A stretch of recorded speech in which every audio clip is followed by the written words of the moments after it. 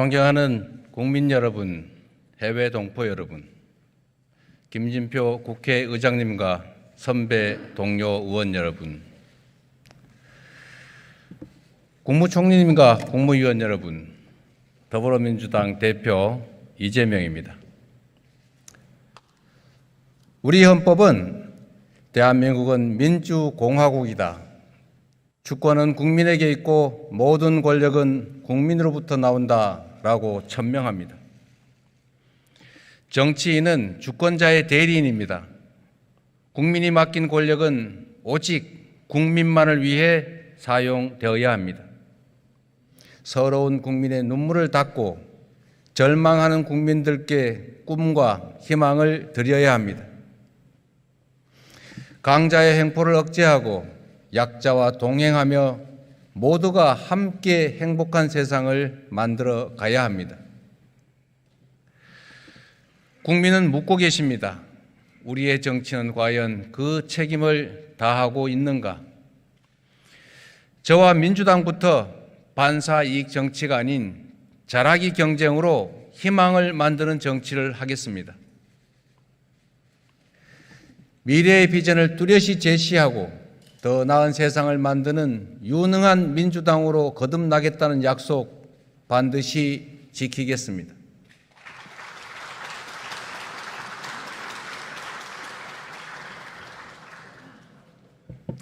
국민 여러분, 선입관을 버리고 상상을 한번 해 보십시오. 가난을 증명한 사람을 지원하지 않고 모두를 지원한 후에 불필요한 몫은 회수한다면 어떻겠습니까?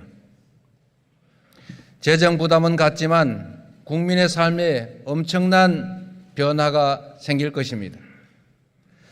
탈락이 두려운 노동 회피가 없어질 것이고 생활 수준을 증명할 필요가 없어서 낙인 효과도 없습니다. 소득은 적지만 만족도가 높은 일자리가 많이 생길 것입니다. 지원의 사각지대에서 극단적 선택을 해야 했던 수원의 새 모녀나 배가 고파서 달걀 한 판을 훔치고 감옥에 가야 했던 이들에겐 죽고 사는 문제를 해결하는 것이기도 합니다. 그래서 우리의 미래는 최소한의 삶을 지원받는 사회가 아니라 기본적 삶을 보장받는 기본 사회여야 한다고 믿습니다.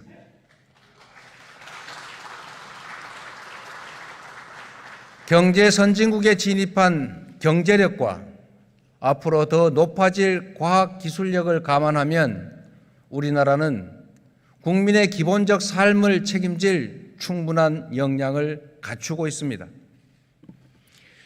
선진국에 비해 많이 부족한 복지를 확대하는 과정에서 얼마든지 더 효율적인 제도를 설계, 실험, 정착시킬 수가 있을 것입니다. 해방 후에 이루어진 혁명적 농지개혁이 새로운 사회 발전의 토대가 됐습니다. 산업화로 고도 성장을 이뤄냈고 세계에 자랑할 민주국가로 우뚝 섰습니다. 그러나 다시 불평등과 양극화, 이로 인한 효율성 저하로 성장은 지체되고 갈등과 분열의 각자 도생 사회가 되어가고 있습니다. 이제 산업화 30년, 민주화 30년을 넘어서서 기본사회 30년을 새롭게 준비해야 할 때입니다. 소득, 주거, 금융, 의료, 복지, 에너지, 통신 같은 모든 영역에서 국민의 기본적 삶이 보장되도록 사회 시스템을 바꿔가야 합니다.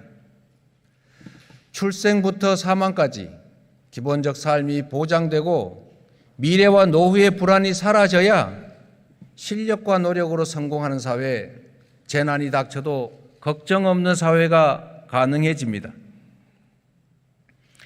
자녀가 내 삶의 짐이 되지 않고 나보다는 더 나은 삶을 살 것이라는 믿음이 있어야 아이도 낳고 행복한 미래도 꿈꾸지 않겠습니까? 국민 여러분, 불가능한 일처럼 보일 수 있습니다. 그러나 반드시 해야 하고 또 얼마든지 할 수 있는 일입니다. 지금까지 사회제도는 모두가 일할 수 있고 일한 만큼 생산과 소득이 보장되는 것을 전제로 했습니다. 일하지 않는 자는 먹지도 말라는 건 틀린 말이 아니었습니다. 실업급여 같은 복지제도 역시 소득이 노동으로부터 생긴다는 걸 전제로 이를 보완하는 데 중점을 두었습니다. 그러나 이미 시작된 4차 산업혁명 시대에는 원하는 사람 모두가 일할 기회를 충분히 가지기 어렵다라는 예측이 많습니다. 노동이 생산의 주력이던 시대에 합당했던 사회제도는 기술이 생산의 주력이 되는 시대에는 제대로 작동하기가 어렵습니다. 이제 생존을 위한 최소한의 삶이 아니라 기본적인 삶이 보장되는 사회로 대전환을 고민해야 합니다. 기본사회 정책이 우리 대한민국에 새로운 활력을 불어넣을 것입니다. 부담자와 수혜자가 분리되지 않고 모두가 수혜자인 기본사회 정책은 부담 집단과 수혜 집단의 갈등을 최소화할 것입니다. 존경하는 국민 여러분, 이제 우리는 기본사회로 나아가야 합니다. 기본사회의 핵심 비전은 국가가 국민의 미래를 책임지고 희망과 혁신의 꽃을 피워내는 것입니다. 선진 복지 국가들에서 위험한 혁신에 도전이 많은 이유는 평균대 밑에 두툼한 매트리스가 깔려 있기 때문입니다. 바닥이 콘크리트라면 평균대 위의 도전은 망설여질 것입니다. 우리 국민의힘도 머리를 맞대 주십시오.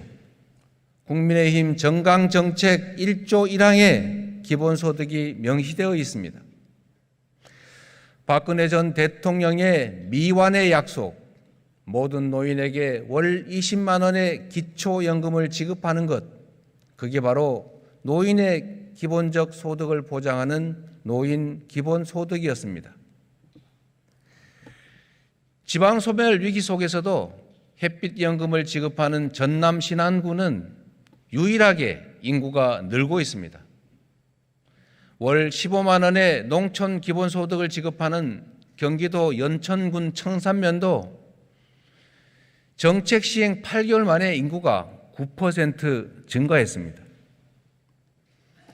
시행 중인 아동수당은 물론이고 윤석열 정부가 추진하는 월 100만 원의 부모급여도 아동 기본소득입니다.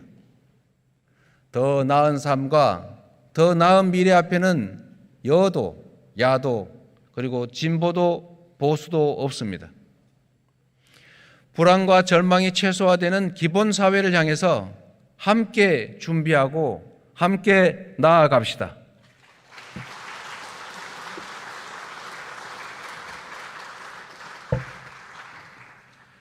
존경하는 국민 여러분, 선배 동료 의원 여러분, 근현대 100년사에서 대한민국은 가장 성공한 나라입니다.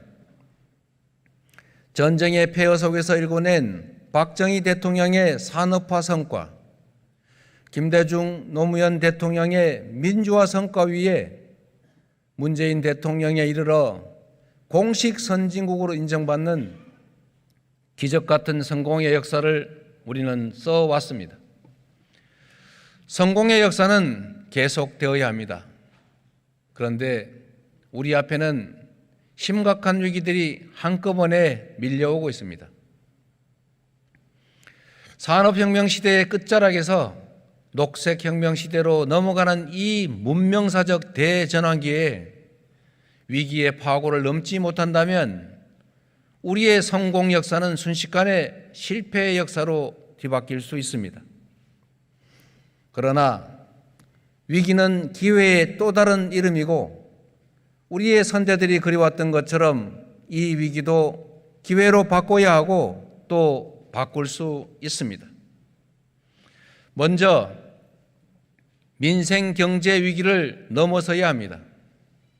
3년이 넘는 코로나 전쟁으로 소상공인과 자영업자들의 희생이 너무나 컸습니다. 다른 나라는 국채 증가를 감수하며 국가가 비용을 부담했지만 우리는 그 비용을 국민에게 전가했습니다. 고물가, 고금리, 고환율 같은 복합 경제 위기는 민생 경제를 더욱 어렵게 만들고 있습니다.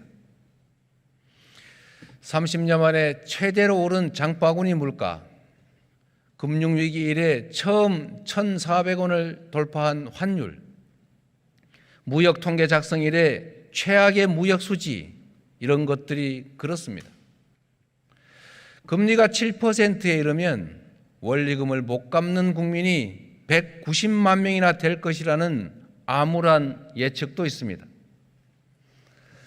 자유무역 시대가 저물고 보호무역 시대로 돌아가고 있습니다. 미국의 인플레 감축법에 따른 한국 자동차 차별을 시정하지 못하면 이제 자동차는 한국에서 생산하고 미국에 수출하는 것이 아니라 미국에서 생산해서 미국에서 판매하는 것으로 바뀔 것입니다. 국내 제조업 공동화, 일자리 축소로 이어질 것입니다. 이런 때일수록 주요 선진국들이 하는 것처럼 위기에서 국민을 보호하고 위기 대응력을 높이기 위해서 국가의 역할을 강화해야 합니다. 그런데 안타깝게도 정부 여당은 정반대의 길을 가고 있습니다.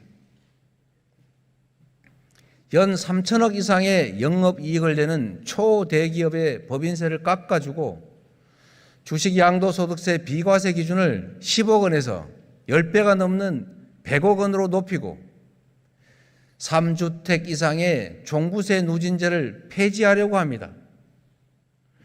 이러한 특혜 감세로 부족해진 재정은 서민 예산의 삭감으로 메우려고 합니다. 저비용 고효율이 입증된 지역화폐 예산을 전액 삭감한 것은 도저히 이해할 수가 없습니다. 주거 취약계층을 위한 공공주택 예산의 대대적 삭감, 정말로 심각한 문제입니다. OECD 국가 중에서 가장 가난한 우리 노인들을 위해서 취약한 노후 소득을 보충하는 노인 일자리 사업이 있습니다. 이 노인 일자리를 6만 개나 삭감한다는 것 대체 어떻게 이해해야 합니까? 청년 내일 채움 공제, 청년 추가 고용 장려금 같은 청년 예산도 대대적으로 삭감했습니다. 서민 지갑 털어 부자 곳간 채우기 정책은 민생 경제 위기의 근본 원인은 양극화, 불평등을 확대시킬 겁니다. 우리 민주당이 반드시 막겠습니다.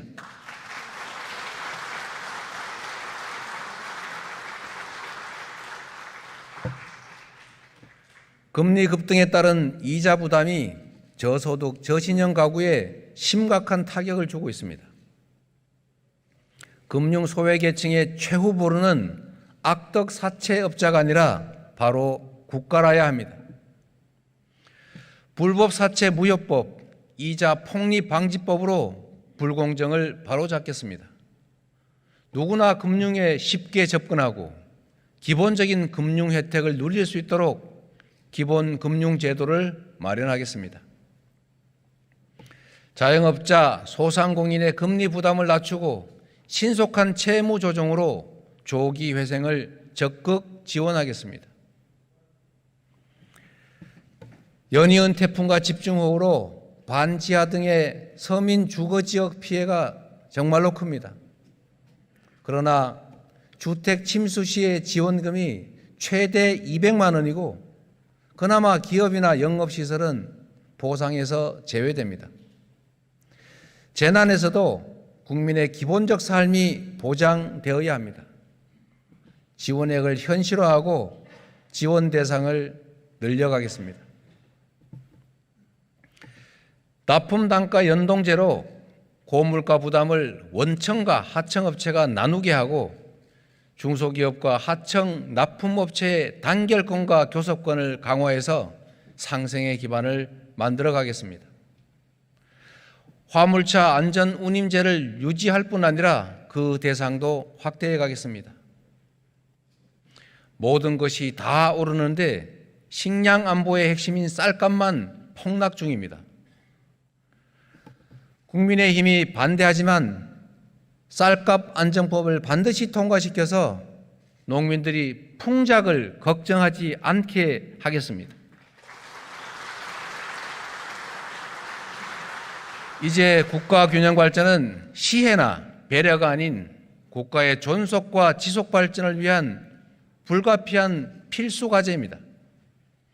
부울경, 충청권, 광주, 전남, 대구, 경북권의 메가시티 구상을 현실화해서 수도권 1극 체제를 5극 체제로 다변화하고 제주, 강원, 전북을 특별자치도로 만들어서 5극 3특 체제로 국토를 재편해 가겠습니다.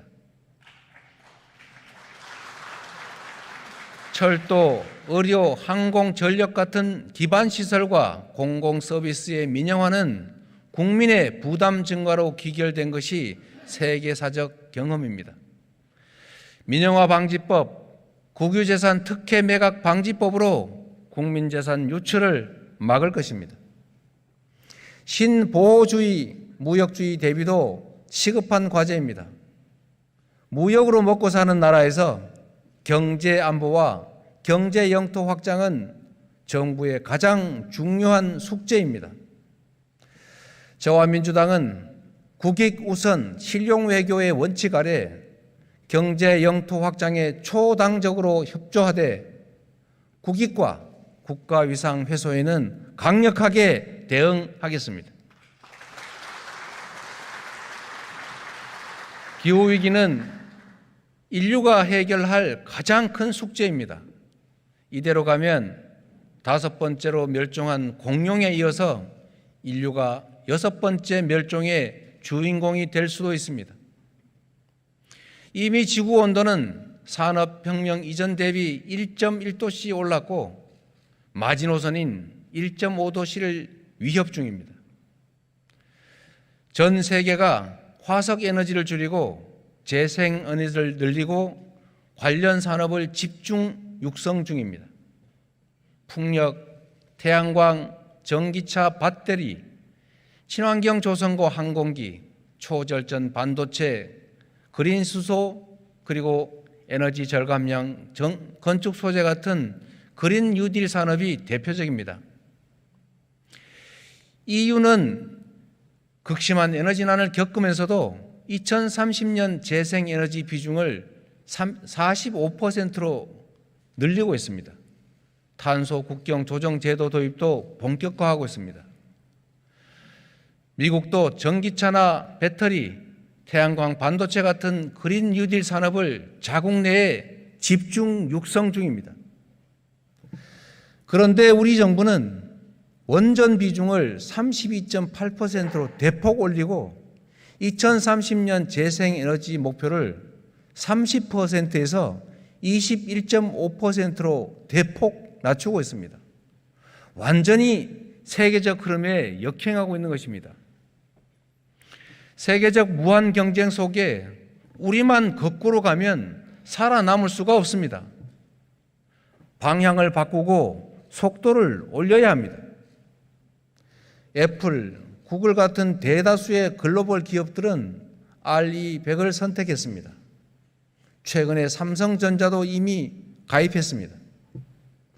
국내의 재생에너지 생산을 빠르게 늘려가지 않으면 기후위기 대응 실패는 물론이고 제조업의 해외 유출, 경쟁력 약화를 피할 길이 없습니다.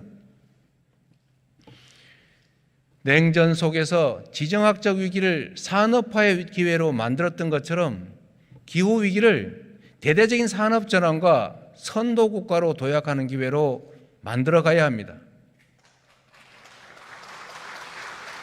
반발짝 늦게 가면 도태 위험에 허덕이겠지만 반발짝만 일찍 가면 무한한 기회를 누리는 선도자가 될 수 있습니다.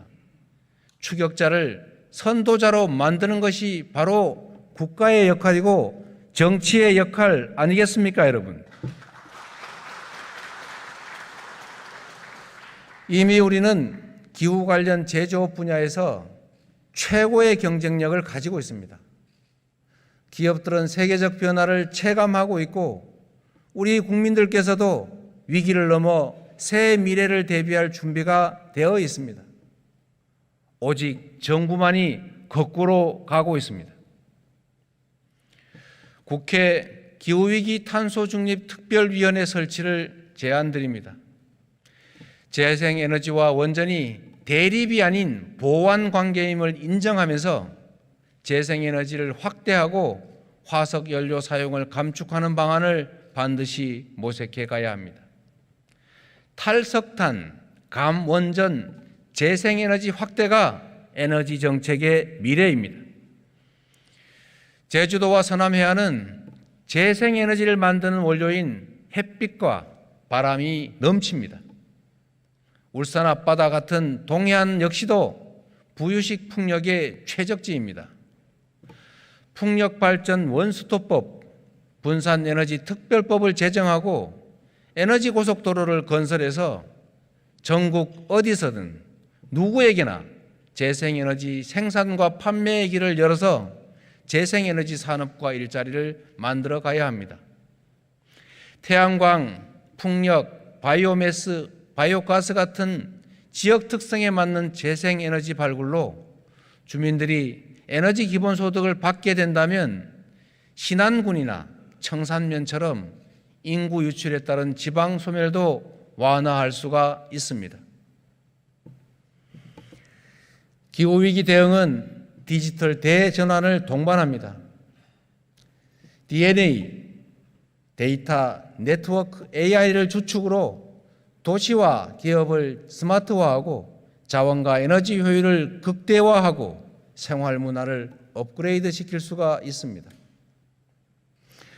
우리 인류는 그동안 채굴, 생산, 사용, 매립이라는 하나의 방향으로 자원을 무한 소비해 왔습니다.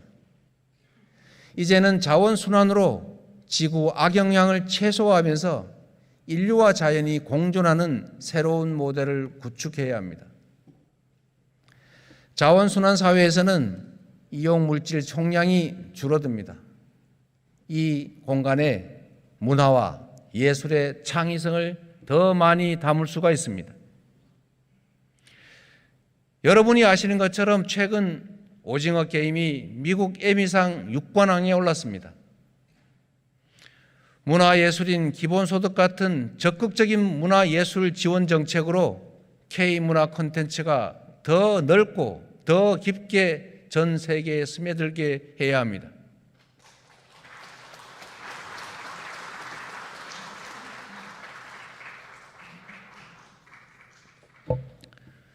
초저출생과 인구위기는 지방 소멸을 넘어서서 국가 소멸을 걱정할 문제가 됐습니다. 올 상반기 출생률은 0.75명으로 역대 최저치를 갱신했습니다. OECD 평균이 1.6명 수준이니 정말로 충격적인 수준입니다. 재앙 수준의 초저출생 문제는 먼 미래의 위기가 아니라 당장의 심각한 사회 경제 문제입니다. 매년 여성의학과나 소아과 방문자가 줄고 어린이집 유치원 폐업이 폭증하고 있습니다. 구매 인구 감소로 내수 산업은 위축되고 부동산도 심각한 사회 문제가 될 것입니다. 초저출생의 원인은 여러 가지겠지만 근본 원인은 바로 절망적인 미래입니다. 경제정책이 곧 인구정책인 이유입니다. 먹고 살 걱정을 없애는 것이 우선입니다. 기본적인 삶이 보장되어야 노후와 미래 불안이 사라집니다. 출산은 개인이 하는데 한 아이를 키우는 데는 온 마을이 필요합니다. 요람에서 무덤까지 돌봄은 바로 국가의 책임이어야 합니다. 영유아, 아동, 간병, 장애인, 어르신, 이 5대 돌봄 국가 책임제를 확대하겠습니다. 아동수당을 확대하고 아버지에게도 육아휴직을 할당해서 보육 책임을 나눠지게 하겠습니다. 감사합니다. 박자가 잘 안 맞는 것 같긴 하네요. 누구나 18평, 25평 규모의 저렴한 주택에서 부담 없이 신혼살림을 시작할 수 있어야 합니다. 동일노동, 동일임금 원칙과 비정규직 공정수당제를 안착시켜서 임금 격차를 줄여가겠습니다. 아프면 쉴 수 있는 상병수당을 본격화하고 기초노령연금은 월 40만 원으로 그리고 모든 노인으로 점차 확대해 가겠습니다. 23년부터 시작되는 병력 자원 부족에 미리 대비하고 청년 일자리 확충 그리고 스마트 강군을 위해서 선택적 모병제 도입에 힘쓰겠습니다. 저출생과 빠른 고령화로 정년 연장도 불가피합니다.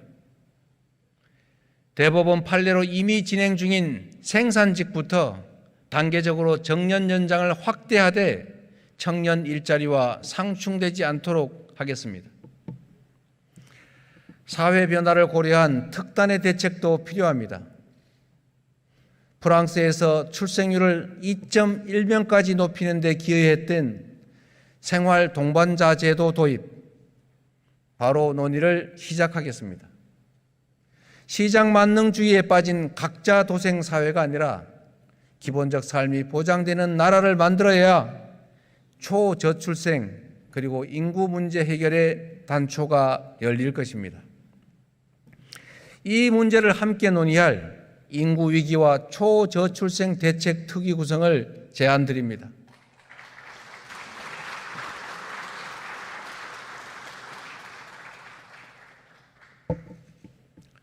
평화의 위기는 한반도의 숙명적 과제입니다. 최근 북한은 핵 무력 사용을 법제화하겠다고 선언했습니다. 방어용이 아니라 선제 공격용으로까지 활용하겠다는 것은 매우 충격적이고 심각한 문제입니다.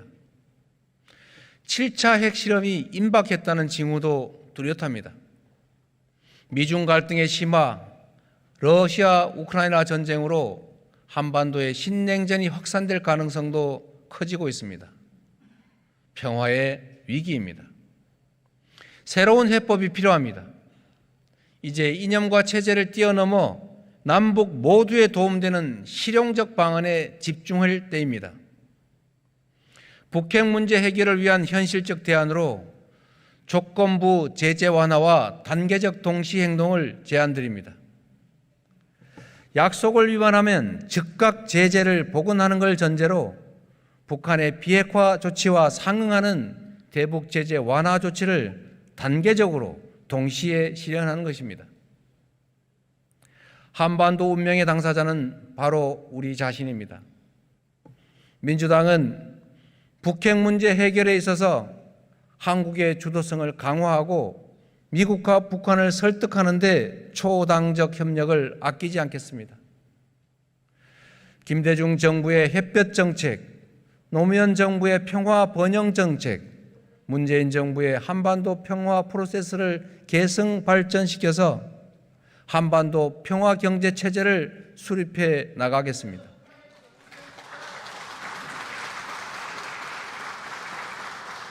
평화 경제 체제는 평화가 경제 발전으로 이어지고 경제 협력이 평화를 공고히 하는 평화와 경제의 선순환 체제를 의미합니다. 대화를 재개하고 인도적 지원, 보건, 의료 협력 같은 유엔 제재 대상이 아닌 사업부터 남북 협력을 다시 시작해야 합니다.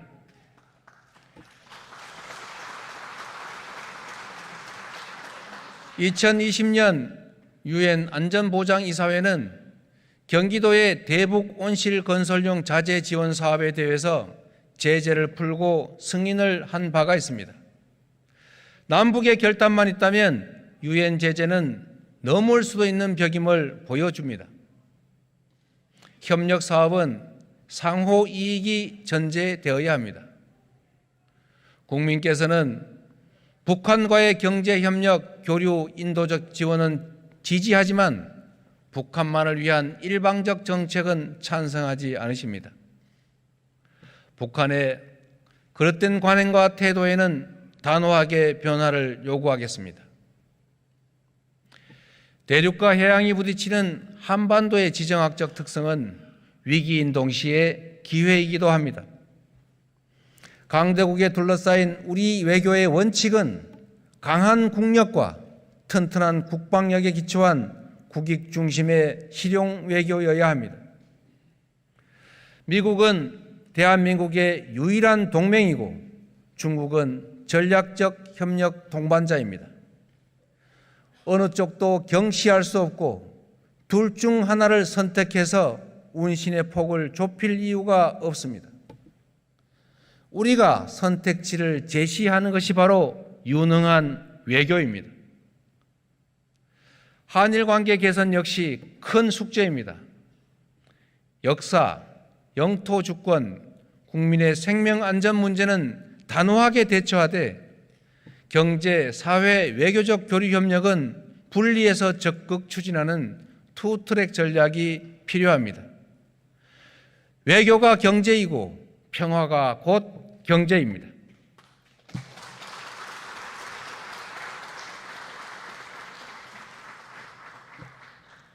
이제 우리는 고래 싸움에 등이 터지는 새우가 아니라 작지만 고래의 능력을 가진 나라답게 행동해야 합니다. 우리가 중심이 돼서 북한과의 소통, 대화, 협력을 이끌어내고 남과 북이 함께 주변국을 설득해서 우리 한반도를 신냉전의 화약고가 아니라 아시아 평화의 중심으로 만들어가야 합니다. 윤석열 정부가 한반도 평화를 지키고 국익 중심의 실용 외교를 펼쳐나간다면 얼마든지 초당적 협력을 아끼지 않을 것입니다. 그러나 북풍, 총풍 사건처럼 안보와 평화를 정략의 대상으로 삼는 데는 단호하게 반대합니다. 안타깝게도 며칠 전 대통령의 영미 순방은 이 정부의 외교 수준을 적나라하게 보여주었습니다. 조문 없는 조문 외교, 굴욕적 한일 정상회담은 국격을 심각하게 훼손시켰습니다. 전기차 차별 시정을 위한 IRA 논의와 한미 통화 스와프는 이번 순방의 핵심 과제였음에도 꺼내지도 못한 의제가 됐습니다. 총성 없는 전쟁인 외교에 연습은 없습니다. 초보라는 말로 양해되지 않는 혹독한 실전입니다. 오판 하나, 실언 하나로 국익은 훼손되고 막대한 비용이 발생합니다. 제1당으로서 이번 외교 참사의 책임을 분명하게 묻겠습니다.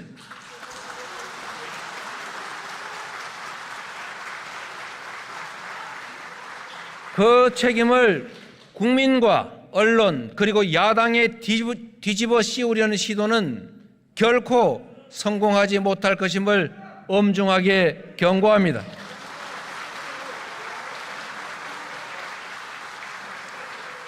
민생, 경제, 기후, 인구, 평화의 위기는 결국 정치가 해결해야 합니다. 정치는 정치인이 하는 것 같지만 결국 주권자인 국민이 하는 것입니다. 국민의 주권 의지를 제대로 반영하지 못하는 정치라면 그 틀을 바꿔야 합니다. 우리 헌법은 1987년 6월 항쟁의 산물입니다. 체육관에서 간접 선거했던 대통령을 국민이 직접 뽑는 5년 단임제, 당시로서는 혁신적이었습니다. 그러나 이제 시대는 변했고 국민은 변화를 요구합니다. 5년 단임제를 4년 중임제로 바꾸어서 책임 정치를 가능하게 하고 국정의 연속성을 높여야 합니다. 결선 투표의 도입으로 밀실 단일화가 아닌 합법적 정책 연대를 가능하게 해야 합니다. 국무총리 국회 추천제, 감사원 국회 이관과 같은 권한 분산도 중요한 과제입니다. 생명권, 환경권, 정보기본권, 동물권 같은 기본권과 자치분권을 강화해야 합니다. 직접 민주주의도 강화해야 합니다. 헌법을 바꾸는 일은 매우 어려운 일입니다. 대통령 취임 초에는 여당의 반대로, 임기 말에는 야당의 반대로 번번이 실패했습니다. 대통령 임기 중반인 22대 총선이 적기라고 생각됩니다. 올해 정기국회가 끝난 직후에 국회에 헌법 개정 특위 구성을 제안드립니다.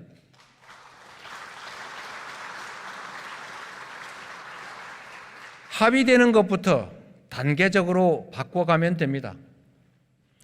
개헌 특위가 국민적 합의가 가능한 범위 내에서 안을 만들고 2024년 총선과 함께 국민투표를 한다면 비용을 최소화하면서 87년 체제를 바꿔나갈 수 있을 것입니다. 국민의 다양한 의사가 정치로 수렴되려면 특정 지역을 특정 정당이 독식하는 국회의원 선출 방식 바꿔야 합니다.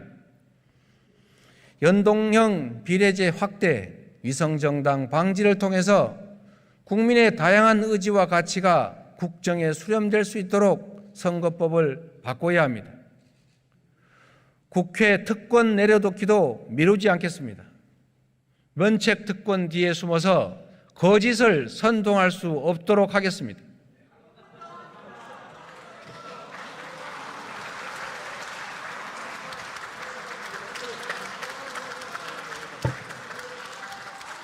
국회의원 소환제로 국회의원도 잘못하면 소환될 수 있게 해야 합니다.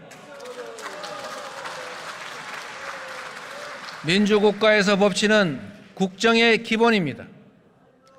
헌법과 법률에 근거한 법치가 아닌 근거 없는 시행령 통치, 소위 영치는 삼권 분립의 위반이자 헌정 질서의 파괴입니다. 민주주의를 위협하는 시행령 통치를 바로잡고 국정을 정상화하겠습니다.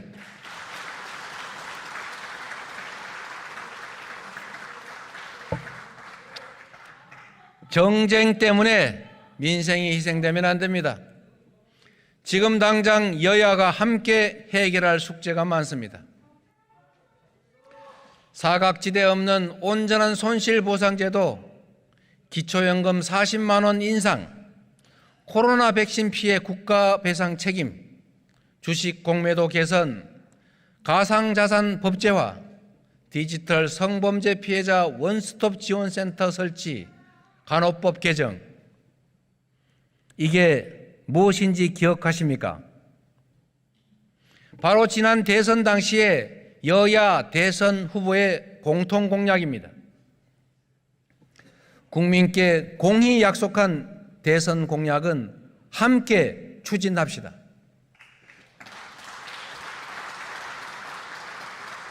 여야 공통공약 추진협의체 구성, 그리고 공통공약의 공동 추진을 다시 한번 촉구드립니다. 존경하는 국민 여러분, 대한민국은 기적처럼 성공했지만 양극화와 불평등은 심화되고 많은 국민이 희망을 잃고 있습니다. 이제 희망을 복원해야 합니다. 초부자들에게 부가 더 집중되는 사회, 집과 일자리, 미래의 불안 때문에 결혼을 포기하는 사회, 초저출생으로 국가 소멸을 걱정하는 사회, 수도권은 넘치고 지방은 비어서 소멸하는 나라, 기후악당으로 세계가 지탄하는 나라는 우리의 미래가 아닙니다. 우리의 미래는 모든 영역에서 국민의 기본적 삶이 보장되고 오늘보다 더 나은 내일이 기대되는 나라여야 합니다. 없는 길을 만들어내는 것이 바로 정치의 역할입니다. 국민의 공감을 넓히고 점진적으로 기본사회를 준비해 나가겠습니다. 국민 여러분, 긴 시간 경청해 주셔서 감사드립니다. 의원 여러분께도 다시 한번 감사드립니다. 고맙습니다.